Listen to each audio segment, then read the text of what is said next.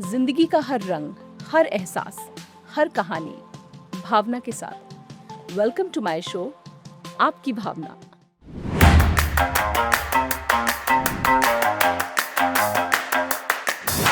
सुनहरे पर्दे के कुछ किरदार अपनी अदाकारी से एक अलग ही छाप छोड़ देते हैं। आज हमारे साथ है नीलू कोहली जी। नीलू Kohli is a versatile Indian film and television actress. She was born and brought up in Ranchi. Her mother was Meeta Dugal. She studied at Loreto Convent and Nirmal College. She was married to Harminder Singh Kohli. नीलू कोहली एक भारतीय अभिनेत्री है जिन्हें television, फिल्मों और web series में 3 दशकों से अधिक का अनुभव है। उन्होंने 1990 के दशक में आहट और भाभी जैसे शो से अपना सफर शुरू किया और मधुबाला, शास्त्री सिस्टर्स और छोटी सरदारनी जैसे लोकप्रिय शो में अपनी मजबूत सहायक भूमिकाओं के लिए जानी गई। फिल्मों में उन्होंने पटियाला हाउस, शहरशाह, रनवे, हाउसफुल 2 और फुकरे रिटर्न्स में विविध मातृ चरित्र भूमिकाओं को गहराई से चित्रित किया है।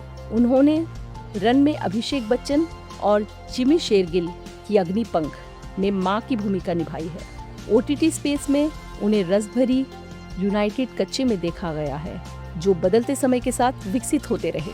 फिल्मों, टेलीविजन शो और टीवी विज्ञापनों में अभिनय के अलावा उन्हें टीवी विज्ञापनों में काम करना सबसे ज्यादा पसंद है। उन्होंने पेप्सी, रिन, एसबीआई बैंक, क्रीम बेल जैसे कई ब्रांड के लिए काम किया है। उन्होंने नेटफ्लिक्स की 2022 की फिल्म जोगी में अभिनेता दिलजीत दोसांझ की मां की भूमिका निभाने के लिए चुना गया था। एक साक्षात्कार में फिल्म जोगी के बारे में बात करते हुए उन्होंने 1984 में हुए सिख विरोधी दंगों की अपनी यादें साझा की।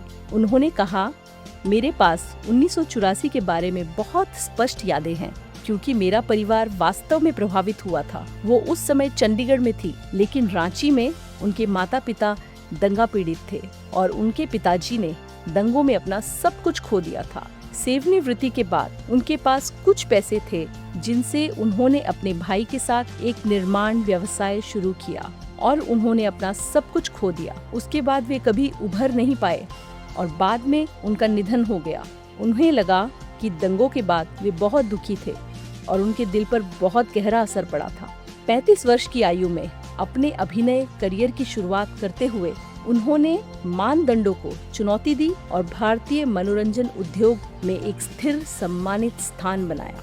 वो सिर्फ एक अच्छी अभिनेत्री ही नहीं, वो एक बहुत मजबूत, खूबसूरत इंसान भी है। विभिन्न परिस्थितियों का सामना करते और हर चुनौतियों से लड़ते हुए वो लोगों के लिए प्रेरणा है। तो आज हम उनके सफर, उनके कलात्मक यात्रा के अनमोल किस्से सुनेंगे।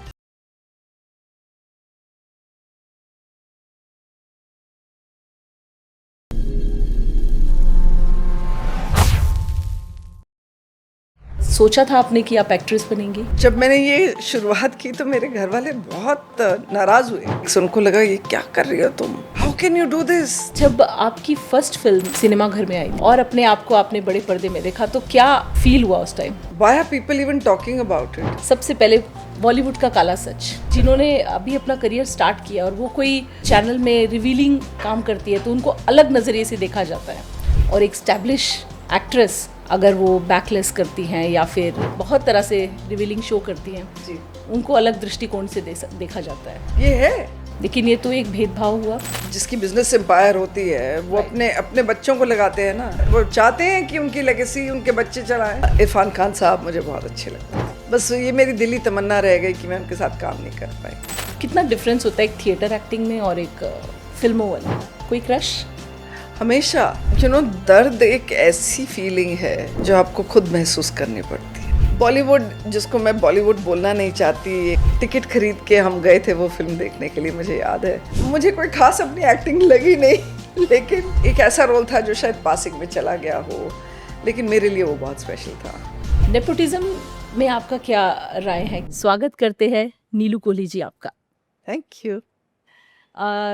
आज हम फिल्मों की बातें कम मगर आपके सफर के बारे में जानना चाहते हैं। सबसे पहले तो आप रांची से हैं जी, तो इस तरफ के लिए क्या आप बचपन से सोचा था आपने कि आप एक्ट्रेस बनेंगी? बिल्कुल भी नहीं। हालांकि मैं देहरादून की हूँ बेसिकली। मेरे जो ग्रैंड पेरेंट्स है वो मेरे फादर वगैरह की फैमिली देहरादून की है। तो जब मैं वहाँ जाती थी तो वहाँ घर में ही थिएटर होता था, उनका अपना एक थिएटर ग्रुप है जहाँ मेरे अंकल्स, मेरे कज़न्स सारे प्रोफेशनल थिएटर करते थे। तो बचपन से मैं बस उनके बीच में जाके कभी कुछ कर दिया, कभी कुछ कर दिया, तो बस यो वो मेरा ट्रेनिंग ग्राउंड बन गया। और फिर जिसको आजकल लोग स्ट्रीट थिएटर कहते हैं, नुक्कड़ नाटक, बचपन से बस वही किया हुआ है, आस पास स्कूल में इधर उधर। तो उन परिस्थितियों में जो मैंने सीखा, मुझे नहीं पता था कि वो मेरा गुरु बन जाएगा। वो वो जो स्ट्रीट है वो मेरा गुरु बन जाएगा, वो जो नुक्कड़ नाटक है वो बन जाएगा। वो मेरे अंदर कब घर कर गया मुझे नहीं पता। जबकि हमारी family is all from the family of education, सब पढ़ाई की तरफ, सब जी, जैसे मैंने सुना आपकी मदर प्रिंसिपल थी। हाँ, और आप भी टॉपर रह चुकी हैं। स्कूल जी तो जी, इतना स्कूल में नहीं, कॉलेज में, कॉलेज में आप कॉलेज में। तो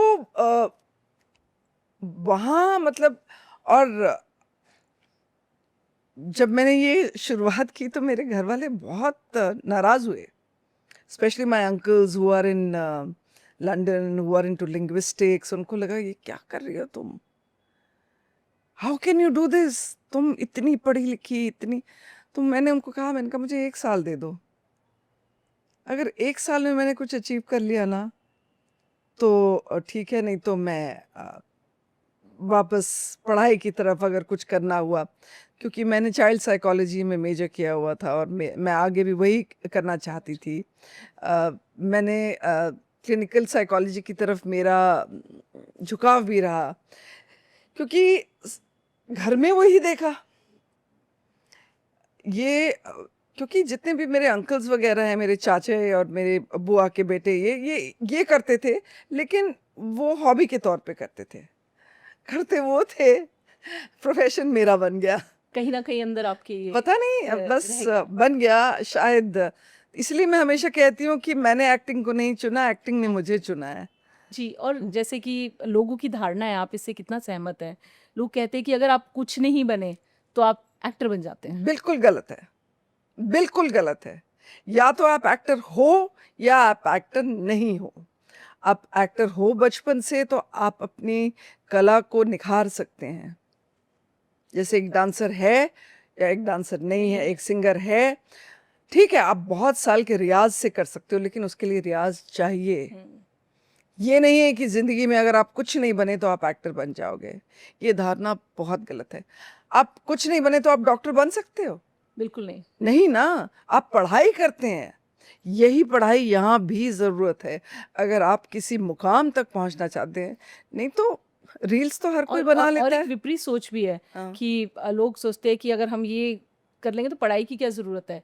तो एजुकेशन कितना है, हम यूथ को बताना चाहिए, कितना मायने रखता है। मैं हमेशा, मैं जिस पॉडकास्ट में जाती हूँ, मैं कितने लेक्चर्स में जाती हूँ, स्टूडेंट लेक्चर्स में जाती हूँ, मैं हमेशा ये कहती हूँ कि कभी भी एजुकेशन को लाइटली मत लीजिए, क्योंकि जब आप पढ़ाई करते हैं तो आपकी जो दिमाग जो पहले इतना था वो खुल जाता है, क्योंकि इसमें नॉलेज आती है।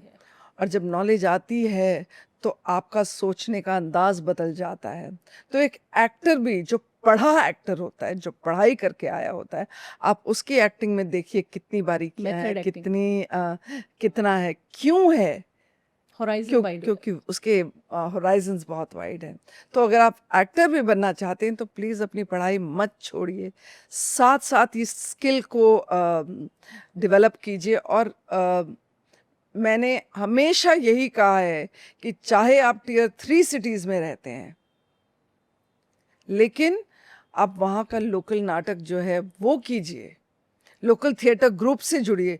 वो जो आपकी ग्राउंडिंग होगी ना, वो बाद में आपको एक्टिंग में ज़रूर हेल्प करेगी। कितना डिफरेंस होता है एक थिएटर एक्टिंग में और एक फिल्मों वाली एक्टिंग? देखो, ये अडेप्टेशन की बात होती है।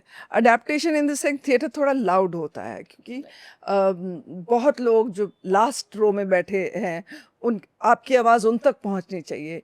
लेकिन जो टेलीविज़न का मीडियम है वो मीडियम ऑफ क्लोजेस है, तो उसमें आप एक आईब्रो भी हिलाते हैं तो वो नज़र आता है। और फिल्म जो है वो तो आपकी सांस भी कैच करता है। और आपने तीनों जोन में? जी, आई हैव बीन लकी। तो आपको मीडियम के हिसाब से एक्टिंग करनी पड़ती है। तो स्मार्ट एक्टर वही है, एजुकेटेड एक्टर वही है जो तीनों मीडियम्स को समझे और और ये उसके सब हिसाब से अपने आप को एजुकेशन के साथ भी आता है, बिल्कुल, और Right. प्रैक्टिस, प्रैक्टिस के साथ। इसीलिए मैं रियाज की बात करती हूँ। यही रियाज है, यही आपकी पूजा है, यही है स्टडी जो आप रोज करते हैं। तो तो ये 26-27 साल की आपकी जो जर्नी है, इसमें जी, आपने क्या रियलाइज किया?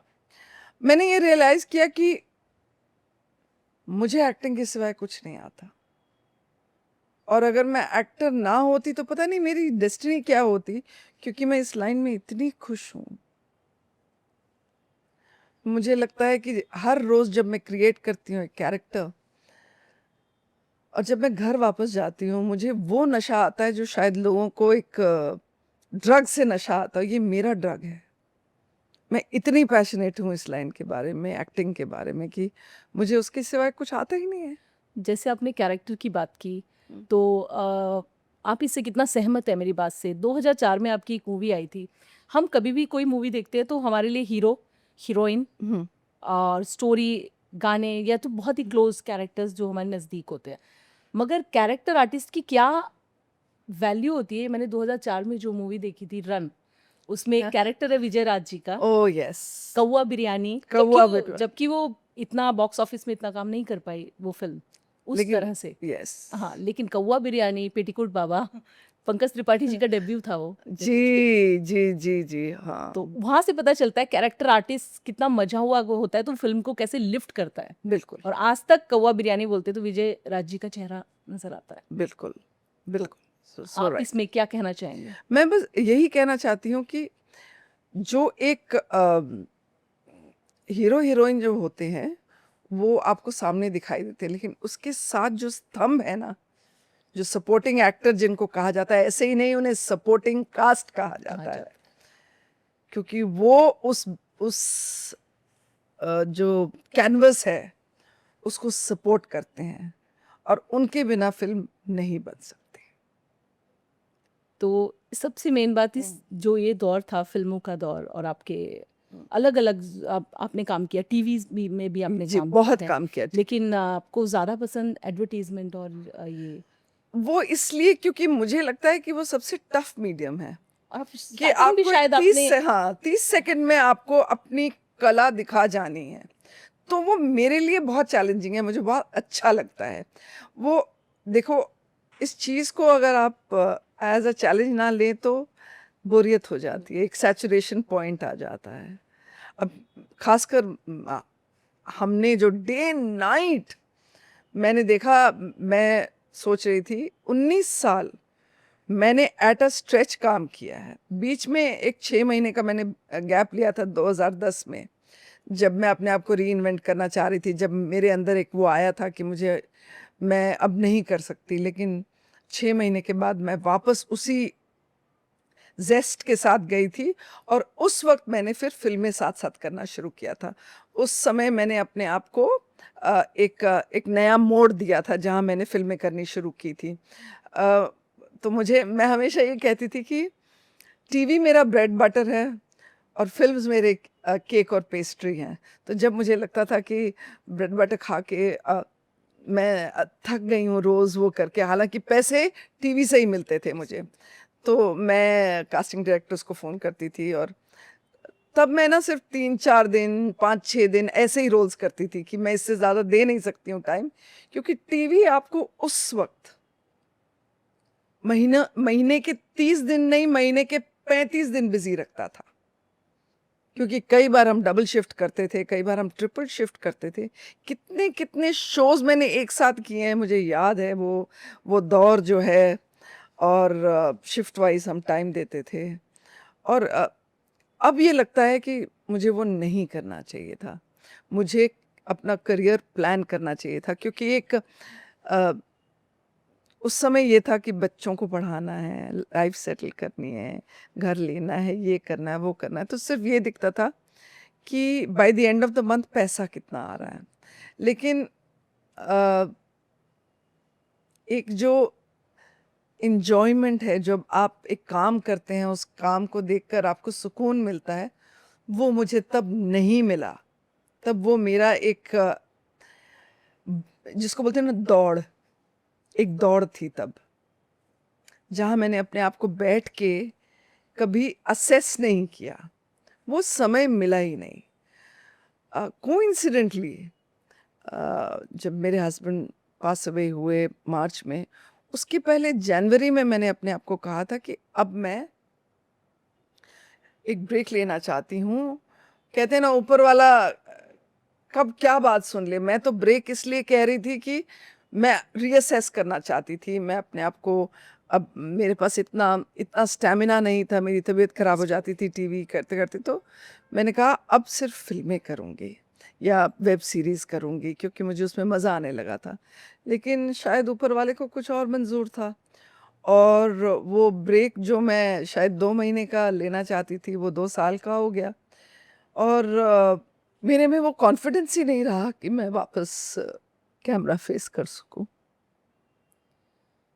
तो मैम आपने जिस तरह के चैलेंजेस देखे हैं ज़िंदगी में, आपके शुरू से आपने एक दिलजीत दोसांझ जी के साथ एक मूवी की थी जी 1984, जी। जिसके विषय में भी आप उसका एक गवाह हैं, आपने देखा है, तो उसके बारे में कुछ बता सकते हैं? क्या प्रभाव पड़ा था ज़िंदगी में आप? मैंने वो फिल्म ना कर दी थी शुरू में। जब वो आई थी मुझे, तो मैंने बोला इसमें तो कुछ है ही नहीं करने को। तो सर का मुझे फ़ोन आया, अली ज़फ़र सर का, कि मैम अगर आप ये रोल करेंगी तो हम इसे डेवलप करेंगे। तो मैं उस विश्वास पे चली गई।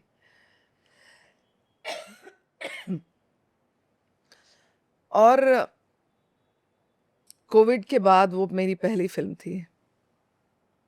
कोविड के दौरान हमने वो काम किया था, मतलब कोविड हटा था और काम शुरू हुआ था, उस दौरान हुई थी ये फ़िल्म। और जब मैंने सब्जेक्ट पढ़ा, तो मुझे कहीं न कहीं अपना टाइम याद आ गया। तो मुझे लगा कि ये मेरी माँ के लिए एक ट्रिब्यूट है, जो मेरी माँ जिस चीज़ से गुज़री थी। और जब वो सीन हुआ था, दिलजीत सर अपने बाल कटा के आए थे, वो सीन हमारे साथ हो चुका है। तो मेरे लिए वो था कि मैंने अपनी माँ को उस जगह रखा, और वो सीन में कोई एक्टिंग नहीं थी। मुझे लग रहा था वो मेरे साथ हो रहा है, वो क्योंकि मेरी माँ के साथ वो हुआ था। लेकिन जब हम सुनते हैं, जैसा मैंने ये पर्सनल एक्सपीरियंस किया है, और जैसे मेरे पिताजी चले गए, फिर माताजी चली गई, उससे पहले मैं लोगों का सुनती थी कि मेरे फादर चले गए, दुःख होता था, रोते थे, मगर वो फीलिंग जो होती है, वो कभी हुई नहीं। वो तभी हुई जब वो मेरे साथ बीता। तो जब आपकी मदर के साथ ऐसा हुआ, वो तो दर्द, शायद वो फ़ील आज आप उस लेवल से कर पाएँगे जब आपके साथ जी, ज दर्द एक ऐसी फीलिंग है जो आपको खुद महसूस करनी पड़ती है। दर्द जो है ना, अब ये बड़ा कंट्रोवर्शियल सा है। जो अच्छे बड़े एक्टर्स हैं वो रिक्रिएट कर लेते हैं, लेकिन मुझे लगता है कि कहीं न कहीं हो सकता है आपने वो दर्द ना महसूस किया हो, लेकिन दर्द एक फर्स्ट हैंड इमोशन है, आपको यहाँ महसूस करना पड़ता है।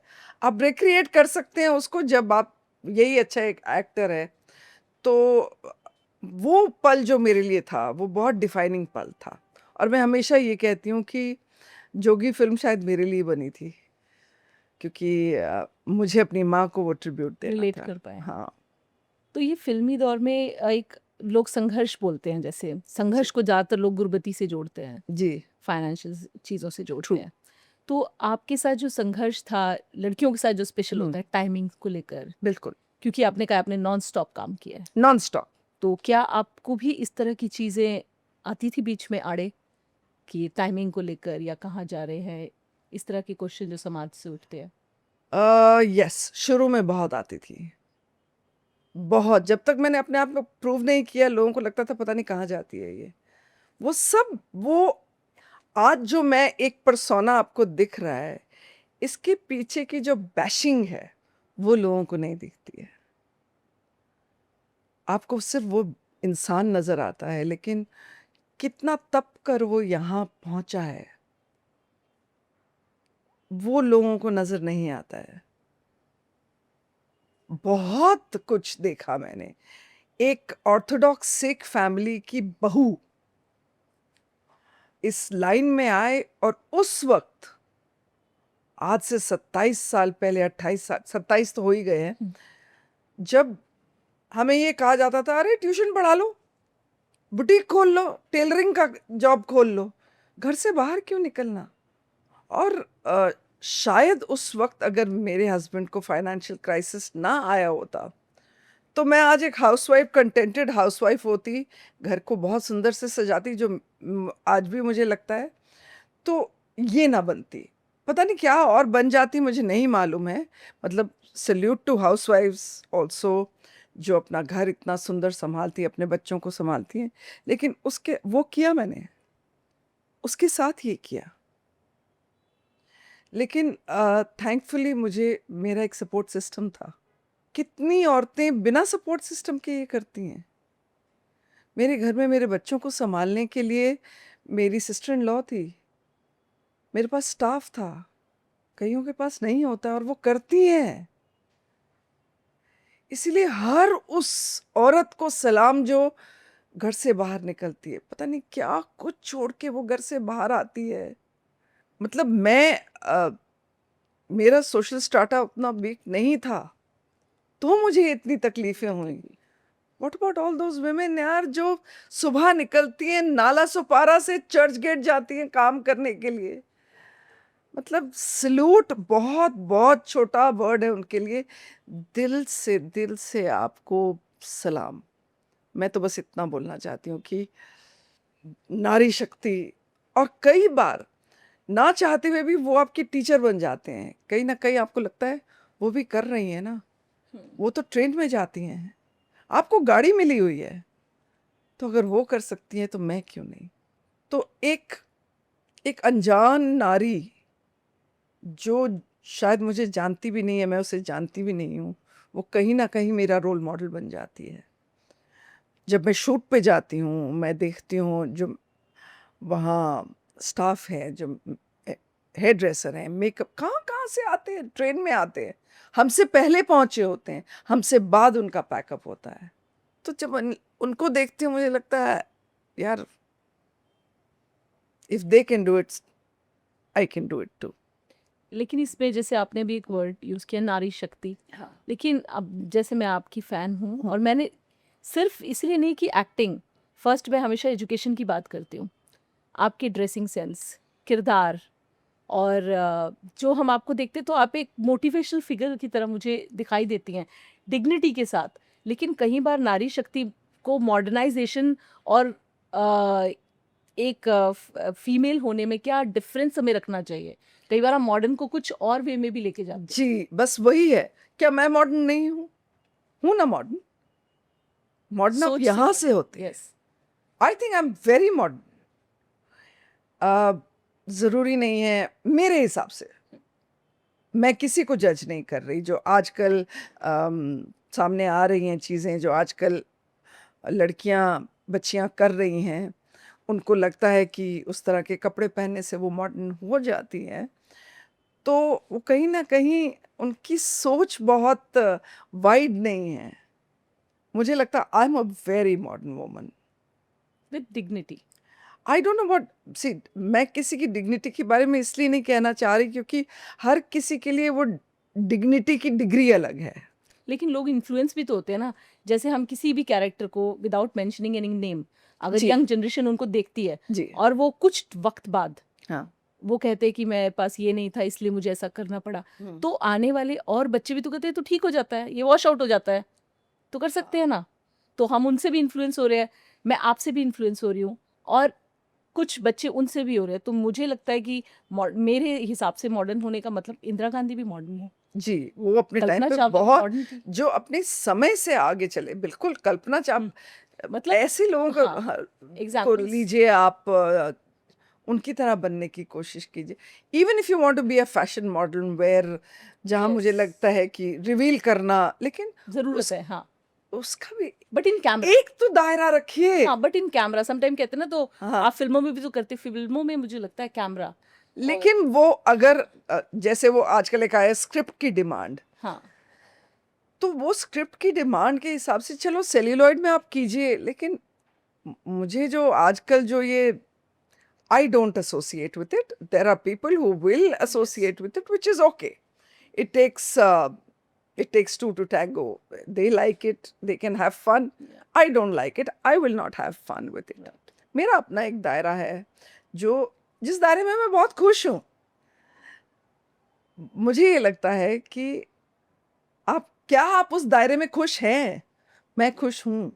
वो नहीं है, वो करें, वो करती हैं. बहुत सी ऑडियंस है जो आपके साथ कनेक्ट करेंगी इस बात में, और कुछ ऑडियंस है जो इसको अपोज भी करेंगे, मतलब इसके हाँ ठीक है, वो करें.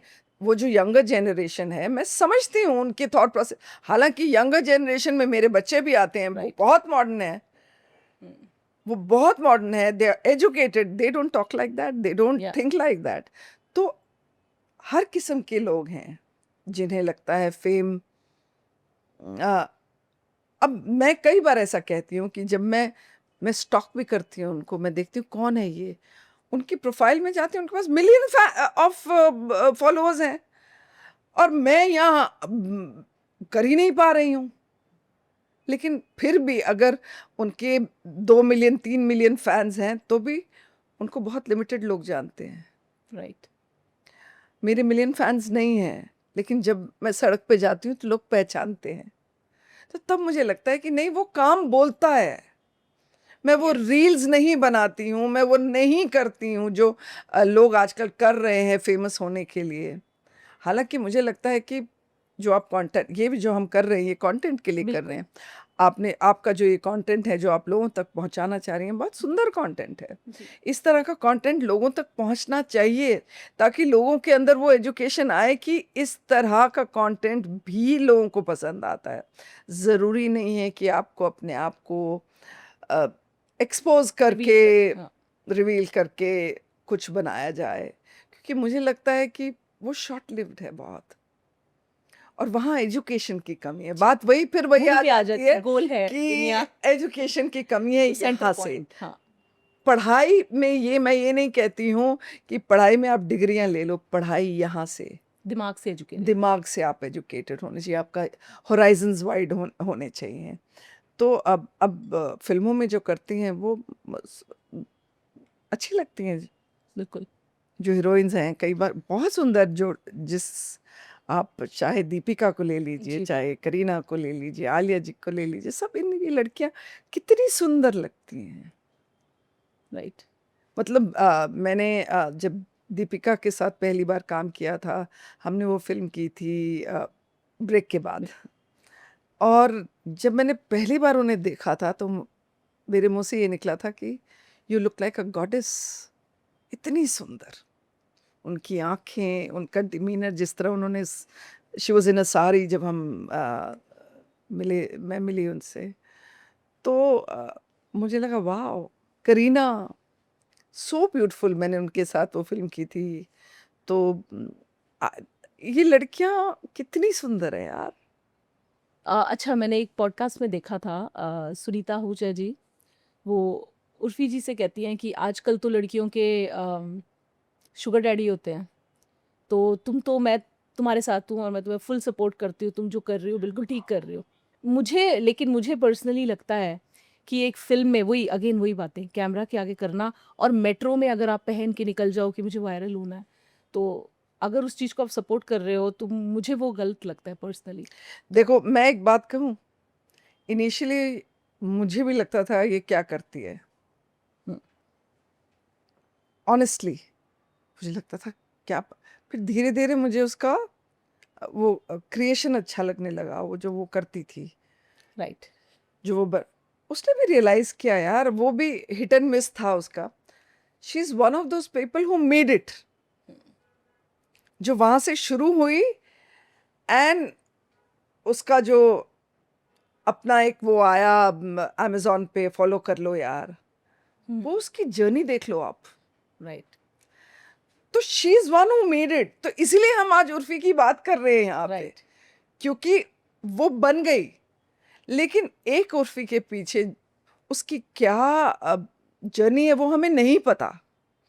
लेकिन अगर किसी को लगे कि उर्फी ने अपने आप को रिवील करके वो सब किया है, तो मुझे लगता है उसके पीछे और कितना कुछ हुआ होगा। राइट। और उस चीज को उसने अपना यूएसपी बनाया और क्रिएट किया।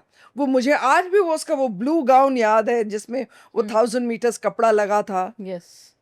क्या बात है यार, मैं भी इम्प्रेस हो गई थी।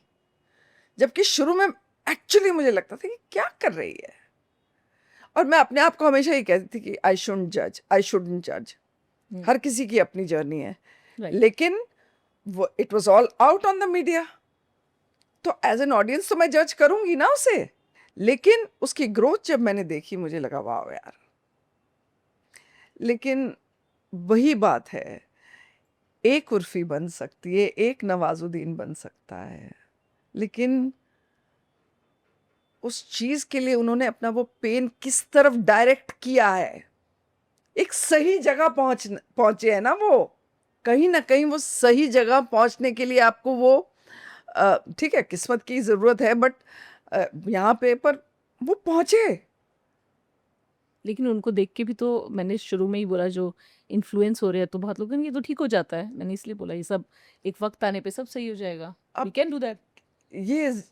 वही है ना, ये जीवन है, इस जीवन का यही है यही है, हर किसी की एक जर्नी है। बिल्कुल। और आप आई डोंट नो, आप कह सकते हो कि कुछ मुझे नहीं अच्छा लगता होगा, लेकिन है बहुत जिनको अच्छा लगता है यार, जो फॉलो करते हैं। अभी अब देखो रोल मॉडल बन लेकिन गई है वो। हाँ, लेकिन लोग क्रिटिसाइज करते हैं और सबसे ज्यादा व्यूज शेयर उसी में होता है। और एक थोड़ा सा माहौल को लाइट बना के एक और चीज़ है, जैसे मैं पर्सनली बहुत पसंद करती हूँ टीवी, मैं टीवी देखती हूँ। जी मगर आजकल अब मैंने वेब सीरीज बहुत कम देखी है, कुछ उंगलियों में मैं गिन सकती हूँ कि मुझसे देखा ही नहीं जाता। ओ मैं अच्छा। टीवी वाली थी जो मैं मधुबाला देखा करती थी, कसम से। लोग शर्माते कि यार मैं सीरियल नहीं देखता, बट छुप छुप के देखते हैं। तो अब बिल्कुल बंद हो चुका है, और कई जनरेशन ये बोलती है यार टीवी कौन देखता है आजकल, तो टीवी नहीं देखते। जी और गांव में मुझे लगता है आज भी लोग मेरी माँ कनेक्ट देखती है, करते हैं, मेरी माँ देखती है, मेरी भाभी देखती है। कनेक्ट करते हैं। तो कनेक्ट ये कर टीवी बहुत कम हो गया है, तो इसमें दुख लगता है। ये आप पहले की तरह ही चलना चाहिए वापस। देखो, बटरफ्लाई बनने से पहले वो जो एक कैटरपिलर होता है, वो कितना स्ट्रगल करता है, तब जाके वो बटरफ्लाई बनता है। तो हम उस फेज से गुजर रहे हैं अभी फिलहाल, जहाँ एक चेंज आने वाला है। उस चेंज आने से पहले की जो ये है, उसमें वो भी ट्राई कर रहे हैं कि ये चलेगा या वो चलेगा। उसमें कुछ चीज़ें नहीं चलती, लेकिन मैं सिर्फ इतना जानती हूँ कि उससे कितने लोगों का पेट पलता है, कितने लोगों को उससे रोजगार मिलता है। तो मैं तो टीवी से आई हूँ, तो मुझे तो ये बोलते हुए बिल्कुल हिचक नहीं है। आप ड्रामा देखती थी अपना? हम्म, हमें कभी टाइम मिलता ही नहीं था, कहाँ टाइम मिलता था यार। तो कभी अपना किया हुआ अपने उस समय तो वो भी नहीं होते थे, मोबाइल्स में भी नहीं होता था। तो आई रिमेम्बर हम रिकॉर्ड करके रखते थे, और जिस दिन छुट्टी होती थी मैं उस दिन देखती थी बैठ के। फिर मैंने एक बंदा हायर किया था जो मेरा काम रिकॉर्ड करके मुझे देता था। वो वीएचएस कैसेट जो आते हैं वो देता था। फिर मैं वो देखती थी और फिर मैं अपने ऊपर काम करती थी कि, तो वो सिर्फ इस मकसद से देखा जाता था कि मैं अपने काम को इम्प्रूव कैसे करूँ। कैसे करो? तो वो एक मकसद था। लेकिन अ, कॉलेज टाइम में कभी देखा है आपने? हाँ, कॉलेज टाइम, उस वो ज़माना, सैलाब वाला ज़माना, उस समय जो आते थे। क्योंकि मुझे तो पर्सनली ड्रामा पसंद है, लेकिन बहुत लोग हिचकते हैं बोलते हुए कि अच्छा। एक हमारा और भी माहौल को लाइट बनाते हुए, सास बहू और साजिश जैसे कि सीरियल का ये लाइन है, तो क्या आपके साथ कभी ऐसा फील हुआ है? जैसे एक मूवी थी करीना की, करीना जी की एक मूवी थी हीरोइन, उसमें हेलन अपने ज़माने की बहुत बड़ी अदाकारा रह चुकी है, मगर उस फिल्म में ये दिखाया गया कि हेलन जी अपने दुपट्टे से हवा कर रही हैं और उनको एक वैनिटी मिली है। तो क्या ऐसा सच में फेस करना पड़ता है? मैंने किया है, मैंने किया है। मैं आपको अब बताती हूँ कि मैं डीडी का एक शो कर रही थी, शुरू शुरू की बात है। तब 2 मेकअप रूम्स होते थे, एक जेंट्स का होता था, एक लेडीज़ का होता था। तो उस दिन कोइंसिडेंटली मैं ही थी और हम शूट कर रहे थे कहीं और बाहर एक शख्स बैठे हुए थे और वो बार-बार स्पॉट को कह रहे थे चाय दे दो और कोई उन्हें चाय नहीं दे रहा था। तो मेरा जो मैन फ्राइडे था, जो मेरा स्पॉट भी था, ड्राइवर भी था, मैंने उनको बोला, मैंने कहा तुम मेरे लिए चाय बना के ला रहे हो तो उनसे पूछ लो अगर उन्हें चाय चाहिए तो ही सेड हाँ, हाँ, हाँ। तो उन्हें चाय दी और बाद में जब मैं रेडी-वेडी होके आई और सीन करके जब मैं वापस आई तो वो खड़े थे। तो उन्होंने मुझे थैंक यू बोला और मैं उन्हें पहचानने की कोशिश कर रही थी और गेस वो कौन थे? कौन? भारत भूषण जी। क्या बात। और उस दिन मुझे देख के लगा, मैंने कहा भारत भूषण, उफ, जिंदगी भर नहीं भूलेगी वो बरसात की की रात। रात। मुझे अब भी रोंगटे खड़े हो रहे हैं। वो उनको कोई चाय नहीं दे रहा था। तो वो मेरे लिए एक लेसन था कि मुझे स्टारडम को सीरियसली नहीं लेना है। जब तक है ठीक है, लेकिन उससे अपने आप को हावी नहीं होने दो। मैंने उनको कहा, मैंने कहा आइए ना सर मेरे मेकअप रूम में हमारे बैठिए। उस दिन मैं अकेली थी कोइंसिडेंटली, नॉर्मली जितने लोग आते हैं एक ही मेकअप रूम में। मैंने कहा सर यहाँ बैठ जाइए। ही सेज नहीं, I am very comfortable where I am. वो बिल्कुल कंप्लेन नहीं कर रहे थे, लेकिन मेरे दिल को एक बहुत बड़ा धक्का लगा था। ये कास्टिंग काउच हम्म, होता है? होता है और ये सिर्फ हमारी इंडस्ट्री में नहीं होता, ये हर जगह होता है। कॉर्पोरेट। हमारी इंडस्ट्री को हाईलाइट किया गया है, उसे बदनाम किया गया है, हर जगह होता है। Corporate sector. Yes yes, everywhere. ये जीवन है, ये जीवन है यार। ये घरों में होता है, ये हर जगह होता है। यहाँ सिर्फ हाईलाइट इसलिए होता है क्योंकि पर्दे पर दिखता है। अच्छा, जब आपकी फर्स्ट फिल्म सिनेमा घर में आई थी हाँ। और अपने आप को आपने बड़े पर्दे में देखा, तो क्या फील हुआ उस टाइम कि मैं लोगों को मेरी बताऊं? पहली फिल्म थी दिल क्या करे। क्योंकि उसके पहले मैं सिर्फ एड्स करती थी। तो मैंने रेनॉल्ड पेंट्स का ऐड किया था, तो वहाँ से देखकर प्रकाश झा सर ने मुझे कास्ट किया था। टीचर का एक रोल था। पहले एक सीन था, फिर 2 सीन हुए उसके, और एक गाना था जो कट गया, वो गाना आया नहीं। तो 2 सीन्स थे उस फिल्म में। तो पहले तो मेरा सीन काजल मैम के साथ था। तो उनको देख के मैं एकदम फ्रोजन हो गई थी।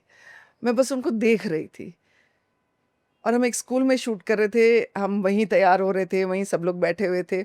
उस वक्त इतना वो होता नहीं था कि वैनिटी वैन्स ये वो। और क्योंकि उनका अपना प्रोडक्शन हाउस था, वो देख रही थी, वो बार बार आके पूछ रही थी आप ठीक है ना, अब कुछ चाहिए तो नहीं। और उस वक्त ऐसा था कि मेरे लिए एक हेयर ड्रेसर भी नहीं थी। अच्छा। किसी ने आके ऐसे ही बाल बना दिए और मुझे समझ भी नहीं थी उतनी। तो जब पहली बार मैंने अपने आप को देखा तो मैं थोड़ी सी घबराई हुई थी और मैंने किसी को बोला नहीं था। टीवी में देखा हुआ था लोगों ने, लेकिन बड़े पर्दे पर दिल क्या करे पहली बार आई थी मेरी फिल्म। तो बहुत टाइम बाद मैंने उसको जाके देखा था। प्रीमियर पर भी नहीं गई थी मैं, क्योंकि मुझे बुलाया नहीं गया था, क्योंकि मैं एक बहुत छोटा सा रोल कर रही थी उसमें।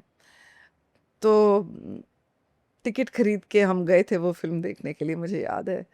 और मुझे कोई खास अपनी एक्टिंग लगी नहीं लेकिन मतलब एक ऐसा रोल था जो शायद पासिंग में चला गया हो, लेकिन मेरे लिए वो बहुत स्पेशल था क्योंकि वो मेरी फर्स्ट फिल्म थी। तो उसके बाद बहुत ग्रोथ हुई, सीखा। अपनी अपनी स्मार्ट एक्टर वो जो अपनी गलतियों से सीखे, और मैंने अपनी ही कमियों से सीखा। क्योंकि जब आप वहाँ, आपको उस समुंदर में फेंक दिया जाता है ना, तो अगर आप नहीं तैरेंगे तो आप डूब जाएंगे। तो तैरना सीखा और आप कैसे तैरना सीखोगे? अपनी गलतियों से सीखोगे। मैंने ऐसे ही किया, जैसे नॉर्मल एक इंसान को आप किसी परिस्थिति में फेंक दो, वो या तो निकल सकता है या डूब या जाता डूब है। जाएगा। मैं तैर के बाहर आ गई और वो तैरना मैंने सीखा। उस तैरने को सीखने में मेरा काफ़ी वक्त लगा, लेकिन हाँ, ये था कि तैरना है, डूबना नहीं है। वो जब आपके दिमाग में क्लियर होता है ना, तो आई थिंक रास्ते अपने आप खुल जाते हैं। ये आज बात शुरू हुई है, ये मैनिफेस्टेशन, ये वो, ये मैं बहुत सालों से करती थी। तो कुछ क्वेश्चन है। जी। सबसे पहले, बॉलीवुड का काला सच। थैंकफुली बॉलीवुड, जिसको मैं बॉलीवुड बोलना नहीं चाहती, एक हिंदी फिल्म इंडस्ट्री, इतना सुंदर नाम है, वो बोलना चाहती हूँ। इसने मुझे इतना दिया कि मुझे उस काले सच का की ओर देखना ही नहीं है। मुझे ये देखना है कि मुझे क्या मिला। नाम, पैसा, शोहरत, स्टेबिलिटी, ग्रोथ, सब मुझे इस इंडस्ट्री ने दिया है। तो मैं इसके काले सच के बारे में क्या कहूँ? मेरे लिए तो ये सफ़ेद सफ़ेद और सफ़ेद सच है। तो आपका सबसे बड़ा जो किरदार आपको फिल्म में लगा, जो आपको सबसे अच्छा लगता है, वो कौन सा था? यार, ये तो वही बात हुई, आपको कौन सी आँख अच्छी लगती है, बॉडी का कौन सा फिर भी पार्ट एक। अच्छा लगता है। लेकिन मुझे मनमर्जियाँ फ़िल्म जो अनुराग कश्यप सर की थी, विक्की जो दिल के कौशल, करीब। हाँ। वो बहुत अच्छा लगा था। कोई आपका एम्बैरेसिंग मोमेंट? बहुत सारे हैं, एक जो टॉप हो। बहुत हैं, ऐसे मुझे याद नहीं है, लेकिन हैं। कई बार मैं उस चीज़ को एक्नॉलेज भी नहीं करना चाहती हूँ, ऐसे मुझे याद, क्योंकि वो मैं उस ज़हन में लाना ही नहीं चाहती हूँ, क्योंकि मुझे लगता है कि यार एम्बैरेसिंग है। तो ऐसे अभी कुछ याद नहीं आ रहा है, पर डेफिनेटली होंगे यार, बहुत होंगे। तो अब हम बात करते हैं चुगली की। फीमेल्स का फेवरेट टॉपिक। हाँ, तो क्या आपने कभी चुगली की है? की होगी, या बिल्कुल की होगी, और चुगली सुनी भी है। मैं आपको एक इंसिडेंट बताती हूँ। मैं शो कर रही थी शास्त्री सिस्टर्स, और हमारे ना बहुत मेकअप रूम में बहुत पतली पतली प्लाई लगी हुई थी, तो दूसरे मेकअप रूम में कोई बात करता था तो सुनाई देता था। तो शायद मैंने किसी को करेक्ट किया होगा कि ये ऐसे नहीं, ऐसे बोलो, बेटर लगेगा। तो अब आजकल के बच्चों को आप अगर ज्ञान देंगे तो वो ज्ञान वो लेते नहीं हैं। लेते हैं। उनको लगता है हमें सब पता है। और मैंने शायद बोल दिया होगा कि अगर आप ये ऐसे करोगे, शायद मेरा टोन शायद सही नहीं रहा होगा, अब मुझे याद नहीं, लेकिन वो आके बता रही थी किसी को, और वो मैंने सुन लिया। तो मेरा बॉय आया, आपको पता है वो आपके बारे में? मैंने कहा मैंने सुन लिया, क्योंकि मुझे भी सुनाई दे रहा था। अब जब हम मेकअप रूम से बाहर निकले, तो मैं भी निकली, वो भी निकली, और उसने रियलाइज़ किया अरे मैं तो मेकअप रूम में हूँ। सुन लिया होगा। हाँ, तो मैंने प्रिटेंड किया कि मैंने नहीं सुना, लेकिन उस चीज़ को डिफ्यूज़ करने के लिए मैं बाहर निकल गई, अपने शॉट के लिए चली गई, लेकिन सुन मैंने सब कुछ लिया था। वो कह रही थी कि अपने आप को बहुत बड़ी एक्टर समझती है। अरे! मुझे क्या पता नहीं कि मैं क्या कर रही हूँ? और अगर टिप्पी देनी थी तो सबके सामने क्यों? अब क्या था कि हम सीन के दौरान कर रहे होंगे, तो मैंने कह दिया होगा, नहीं रियलाइज़ किया होगा। लेकिन उस चीज़ ने मुझे एक बहुत बड़ी सीख दी। या ये वही बात है कि I am not holier then दाओ, कि भैया मेरे यहाँ पे हेलो है तो मैं, लेकिन मैंने सीखा उससे यार। इंसान वो स्मार्ट है जो उस चीज़ से भी सीख जाता है कि नहीं, आपको अपने दायरे में रहना है, आप अपना काम कीजिए। एक पढ़कर सीखना, मतलब सिचुएशन ही पढ़ के, हाँ, और एक रीडिंग वाला सीखना। तो मुझे तो प्रैक्टिकली समझ में तो आ गया आपने यार कि पढ़कर नहीं करना चाहिए, नहीं बताना चाहिए। डायरेक्टर बैठे हैं, वो बताएंगे यार। राइट। मैं क्यों बीच में घुसी? गलती मेरी थी, नहीं बताना चाहिए था। हम्म। तो वो मेरी सीख थी। अच्छा, जैसे आप लोग सेट में होते हो, जी। तो कई बार सिंगल भी होते हैं, मैरिड भी होते हैं, फिर भी एक साथ रहना, बैठना, उठना, और अटैचमेंट हो जाती है आपस में। तो क्या कभी आपके साथ ऐसा हुआ, या आपने किसी को देखा? बहुत देखा। कितनी जोड़ियां बनते बिगड़ते देखी, बहुत सारी। और अटैचमेंट हो जाती है यार। मेरे जो भाभी के दौरान के जो फ्रेंड्स हैं वो आज तक मेरे दिल के बहुत करीब हैं सब। लेकिन मैंने अब देखा है कि वो अटैचमेंट अब नहीं होती वैसे। अब लोग बहुत प्रोफेशनल हो गए क्योंकि काम के बाद सब अपने अपने वैनिटी में चले जाते हैं। हमारे टाइम पे ना वैनिटीज होती थी ना कुछ। एक फीमेल्स का मेकअप रूम होता था, वहीं पड़े रहते थे हम। जिसको सोना होता था, जो रूम खाली मिलता था, वहाँ उसी बेड पर जम के वहीं सो जाते थे, वहीं वापस आते थे, क्योंकि मेकअप रूम में सिर्फ बैठने की जगह होती थी। तो तब जो रिश्ते बने वो रिश्ते आज नहीं बनते। आज सब मतलब अपना काम करते हैं। और क्योंकि एक तो सबकी इतनी बड़ी बड़ी टीम्स हो गई हैं भाई, टैंट्रम्स ज्यादा है। तो हाँ, उन तक पहुंचना ही बड़ा मुश्किल है। पहले ऐसे नहीं होता था। तो जो रिश्ते बने वो उस वक्त बने, अब आप रिश्ते नहीं बना सकते हो। एक क्वेश्चन आ रहा है मेरे जहन में, चाय से चपाती तक, इसमें आपका क्या कहना है? मैं समझी नहीं, किस कॉन्टेक्स्ट में पूछ रहे हैं? जैसे प्रोड्यूसर आपके पास आते हैं बजट को लेकर, ओह चाय से चपाती तक का हिसाब। हाँ, हम तक आते आते तो वैसे भी बजट रहता नहीं है, क्योंकि बजट जो है वो हीरो हीरोइन ले जाते हैं और उनका स्टाफ ले जाता है, उनके आजू बाजू जो लोग होते हैं वो ले जाते हैं। तो जब तक हमारे पास पहुंचता है बजट, तब तक बजट का हो चुका होता है एंड। तो ये और हम काम करते हैं कि जिसको बोलते हैं ना पीनट्स। तो ये चेंज हो रहा है धीरे धीरे, लोगों में वो भी अवेयरनेस आ रही है। अभी इसके बारे में बात की जा रही है, पहले इस बारे में कोई बात नहीं करता था। और अब यार इसके दो पहलू हैं। कई बार मैंने जो चीज़ छोड़ा है, मैंने देखा है कि अगर मैंने कोई रोल छोड़ा है तो कोई और कर रहा है और मुझे लगता है अच्छा इसने इतने कम बजट में कर लिया, तो आप छोड़ेंगे तो कोई और करेगा। हर किसी का एक दायरा होता है। आपने अपने लिए एक बजट सेट किया है, उससे आप 2 रुपए भी ज़्यादा मिलते हैं तो आपको लगता है ठीक है मैं कर लेती हूँ, क्योंकि इट्स सर्वाइवल, आपको वहाँ रहना है। बजट का रोना तो डे 1 से और आज तक चलता आ रहा है और चलता रहेगा। हम अपने घर में नहीं कहते यार इस महीने बजट बहुत ज़्यादा हो गया, यहाँ खर्चा हो गया, चलो अभी अगले महीने का। तो हम उनमें से जिनके ऊपर बजट का जो तलवार है वो हर बार पड़ती हमेशा है, लटकी रहती है। हमेशा। नेपोटिज्म में आपका क्या राय है? कि आजकल हम बहुत सुनते हैं नेपोटिज्म के बारे में, तो आप इसके बारे में कुछ डिस्क्राइब कीजिए। मैं इतना समझती हूँ कि why are people even talking about it? आपके घर में आपका बच्चा होता है, आप अपना बिजनेस उसको देते हैं ना, कि बाहर वाले को देते हैं? जिसकी बिजनेस एम्पायर होती है वो Right. अपने अपने बच्चों को लगाते हैं ना। बिल्कुल। तो वो भी लगाते हैं यार, उन्होंने इतने साल इस इंडस्ट्री को दिए हैं, वो चाहते हैं कि उनकी लेगेसी उनके बच्चे चलाएं।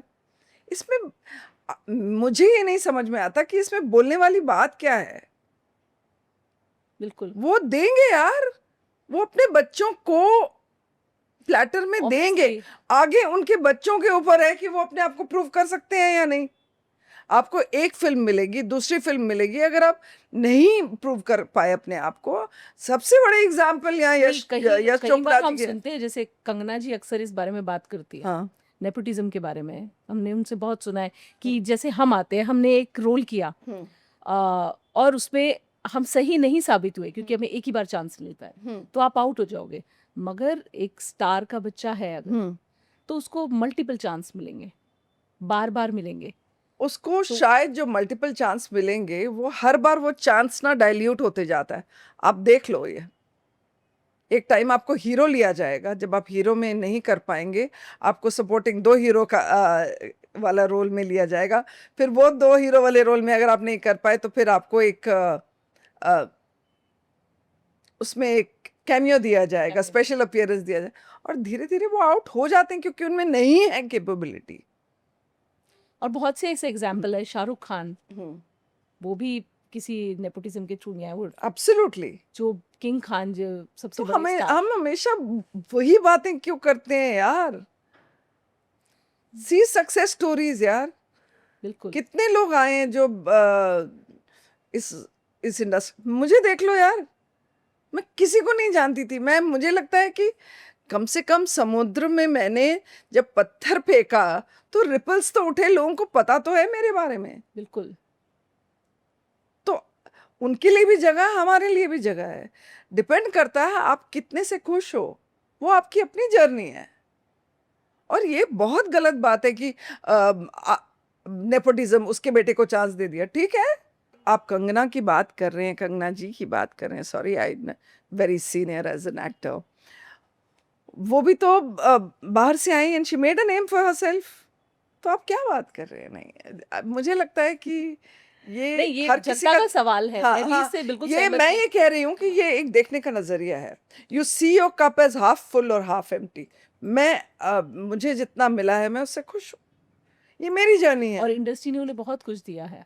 मुझे इंडस्ट्री ने, और स्पेशली मैं आज जब मुझे ये मौका मिला है तो मैं ये बोलना चाहती हूँ कि जब हमारे ऊपर बहुत बड़ी विपदा आई मेरे हस्बैंड की, यस। लोग बोलते हैं लोग पैसा नहीं देते, मुझे ऐसे ऐसे लोगों का फ़ोन आया जिन्होंने कहा कि हम कुछ कर सकते हैं, बाद में हम देख लेंगे, कैन वी हेल्प यू। कहाँ मिलता है ये यार? मुझे मिला। मेरे हस्बैंड का जो बिजनेस था गाड़ियों का, मैं आज ये नाम भी लेना चाहूँगी, कॉकरो एंड शाइका जहाँ हम देते हैं, उस वक्त उनका वो शो चल रहा था गुम है किसी के प्यार में, और भी 2-3 शोज चल रहे थे हमारे वहाँ पे रेगुलर। उन्होंने ये नहीं देखा, उन्होंने बस चेक काटा और बोला अभी आप ये रख लीजिए, हम बाद में हिसाब कर लेंगे। कौन कौन करता है ये?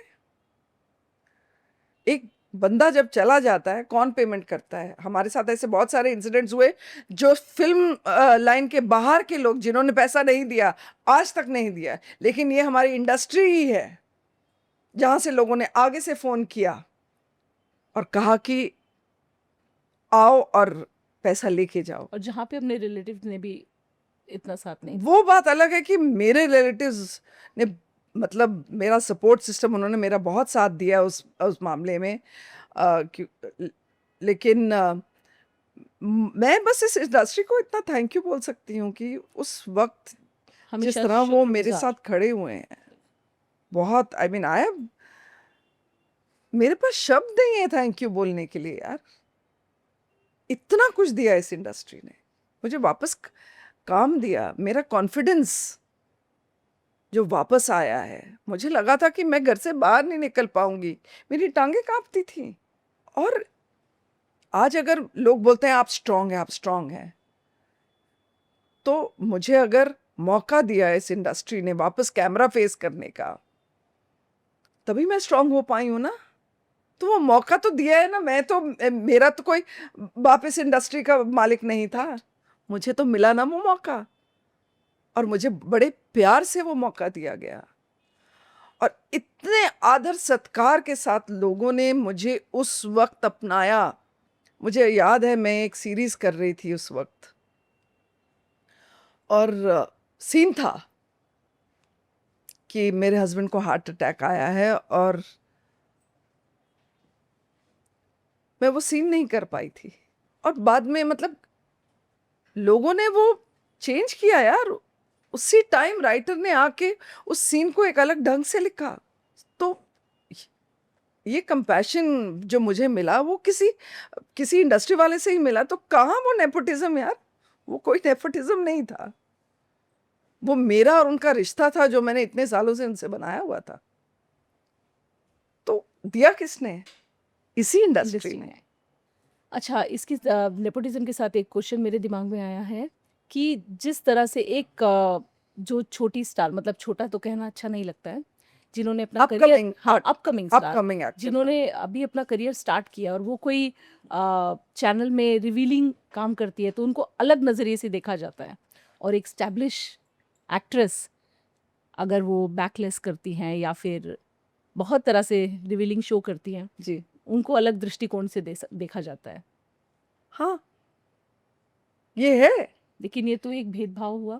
भेदभाव की आप बात क्या कर रहे हैं? It's all about survival, it's okay. देखिए, या तो आप इसके साथ हैं या आप इसके अगेंस्ट हैं। दो अलग अलग नोशंस हैं, कुछ इसके साथ हैं, मुझे इस चीज़ से नहीं फ़र्क पड़ता। शायद मैं काफ़ी लेट आई इस इंडस्ट्री में, इसीलिए तो लेकिन मुझे लगता है कि आपका ओपिनियन है, आप एज एन इंडिविजुअल आप कीजिए, आपको जो करना है वो आपके अपने ऊपर है यार, कोई आपको फोर्स नहीं करता। तो मुझे नहीं लगता मुझे इस बारे में कुछ बहुत ज़्यादा कहना है। तो छेती छेती दसो दसो योर फेवरेट कलर। एक नहीं, मैं बहुत बोरिंग इंसान हूँ, मुझे ग्रेज वाइट्स पेस्टल्स अच्छे लगते हैं। English colour. हाँ, कोई क्रश? हमेशा कौन? बहुत सारे थे। इरफान खान साहब मुझे बहुत अच्छे लगते थे। हिंदी मीडियम में आपने उनके साथ? जी, लेकिन उनके साथ सीन नहीं किया ना, बस ये मेरी दिली तमन्ना रह गई कि मैं उनके साथ काम नहीं कर पाई। बहुत बड़ा क्रश था मुझे उनके ऊपर। पसंदीदा ऋषि actress? कपूर जी, बहुत क्रश था मेरा। लेकिन जब मैं उनसे पहली बार मिली तो मतलब मेरी बोलती बंद हो गई थी। पसंदीदा एक्ट्रेस? शबाना आज़मी शबाना आज़मी। जी। एक चीज़ मैं कहना चाहूँगी आपके लिए, जो मैंने 2 लाइन लिखी है, और ये स्पेशली मैंने आपके लिए लिखी है, और पहले भी कहीं से प्रभावित होके, कि एक ही शब्द में डिस्क्राइब करूँगी, you are practical than maths theory and understand emotion better than Shakespeare. I think very well put. क्या होता है, जिंदगी आपको सब कुछ सिखा जाती है। ये जो एक स्टेटमेंट आपने कहा, जैसे किचन में आप हाँ, खाना बनाते हाँ, हैं, हाँ। सॉरी टू इंटरप्ट यू, नहीं no, तो मसाला और मिर्ची, नमक हर तरह से बराबर होना चाहिए। इसी तरह जब मैं आपको देखती हूँ, मैंने ये लिखा, practical than maths theory, understand emotion better than Shakespeare. हर चीज़ की मात्रा बराबर है, हर चीज़ की फ्लेवर भी है, मॉडर्न भी है, एजुकेशन भी है, खूबसूरती भी है, फैमिली वैल्यूज़ भी है, और हर तरह का फ्लेवर है। ये तो आप मुझे टेस्टी। प्यार करते हैं इसलिए ऐसा कहती नहीं, हैं, ये सच है। और शुक्रगुजार हूँ इसके लिए बहुत ज़्यादा कि आज आप ये मेरे बारे में कह पाई। तो वही है कि इसके पीछे दिस इज नॉट जस्ट बहुत फॉर पॉडकास्ट, ये रियल फीलिंग्स। ये क्या जो कहते हैं ना, जिंदगी का घटाव जुड़ाव, जिंदगी की समझ, जिंदगी की पोइट्री शेक्सपियर की, ये समझते समझते आज इस उम्र में आप ये मेरी जर्नी डिस्क्राइब कर रही हैं। तो वही है कि जीवन चलने का नाम, जिंदगी चलने का नाम, चलते रहो सुबह शाम। Yes, that's the better way of ये सेइंग इट। रास्ता कट जाएगा मित्रा। तो आप आज जो एक इंसान हैं, फिर वही बात आ जाती है, वो जर्नी जो है वो आपको यहाँ तक इस तरह तराशती है कि आप यहाँ तक एक इंसान, इस तरह के इंसान, एक शख्सियत जो आपकी है वो सामने आती है। तो थैंक यू सो मच। शायद मैंने उस चीज़ को बहुत पॉजिटिवली लिया, और आप लोग जैसे अप्रिशिएट करते हैं तो अच्छा लगता है।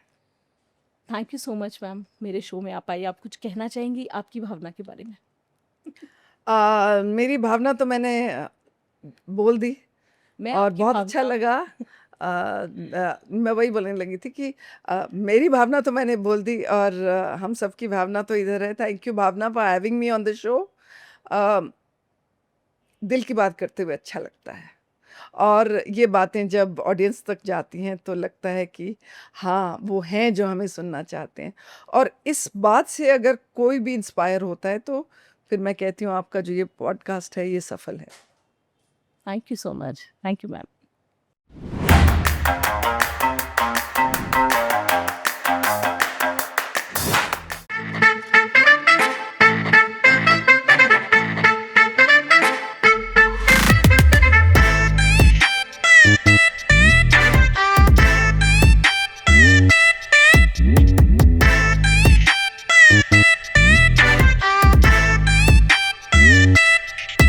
थोड़ी बातें मुलाकातें, थोड़ी गप थोड़ी शप हो जाने दो।